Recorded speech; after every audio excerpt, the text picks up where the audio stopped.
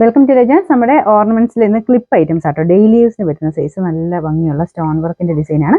അപ്പോൾ ഇതിൽ കളേഴ്സ് ആട്ടോ. അപ്പോൾ ഇതിൽ തന്നെ ഇങ്ങനത്തെ ഈ ഒരു ബോർഡറിൽ വരുന്ന കളറിന് ഡിഫറെന്റ് ആയിട്ടാണ് വരുന്നത്. അപ്പോൾ കുറച്ച് ഒരു 6-7 കളറുണ്ട്. ഞാൻ പെട്ടെന്ന് കാണിച്ചു പോവാം.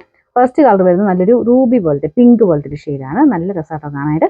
ഇത് സ്ഥിര ഉപയോഗക്കാർക്ക് ഒത്തിരി നല്ലൊരു ഐറ്റമാണ്. എപ്പോഴും തന്നെ നമുക്ക് മൂവിങ് ഉള്ള ഒത്തിരി നാളായിട്ട് വന്നുകൊണ്ടിരിക്കുന്ന പ്രൊഡക്റ്റ് തന്നെയാണ്. എപ്പോഴും എല്ലാവരും ഉപയോഗിക്കുന്ന ഒരു ഐറ്റം എനിക്ക് തോന്നുന്നു. അപ്പോൾ ഇതിന്റെ ബാക്ക് സൈഡിൽ ഒത്തിരി കട്ടിയില്ലേലും അത്യാവശ്യം മുടി കൊള്ളുന്ന സൈസ് മോഡലാട്ടോ. ഈ ഒരു എക്സ്ട്രാ ഈ ഒരു അകത്തെ ആ സാധനമൊക്കെ ഉണ്ട്.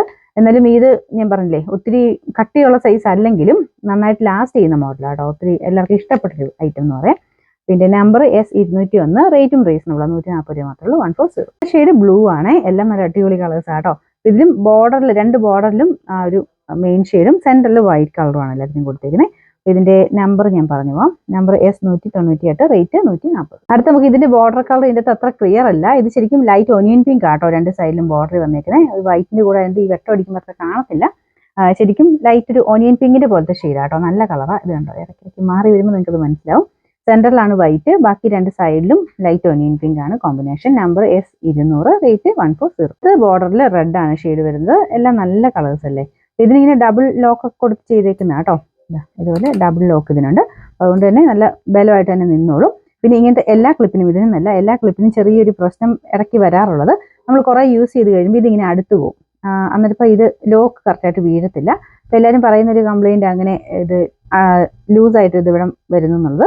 അപ്പോൾ അതിനൊരു ചെറിയ ഒരു ടിപ്പ് പറഞ്ഞുതരാം കേട്ടോ.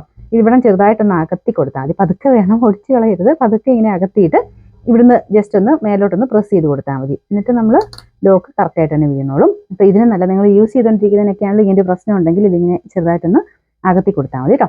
ഇതാണ് അടുത്ത കളർ.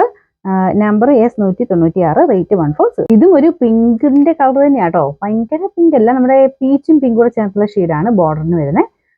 വലിയ മുമ്പേ കാണിച്ചൊരു വേറൊരു ഷെയ്ഡ് ഞാൻ കാണിച്ചില്ല. അതുമായിട്ട് വലിയ വേരിയേഷൻ ഇല്ല, ചെറുതായിട്ട് വ്യത്യാസം മാത്രമേ ഉള്ളൂ കേട്ടോ. എന്തായാലും കാണാൻ നല്ല, നേരിട്ട് കാണാൻ കുറച്ചുകൂടെ നല്ല ഷെയ്ഡാണ്. ഇതിൻ്റെ അകത്ത് കറക്റ്റ് ആ ഒരു കളർ കിട്ടണില്ല.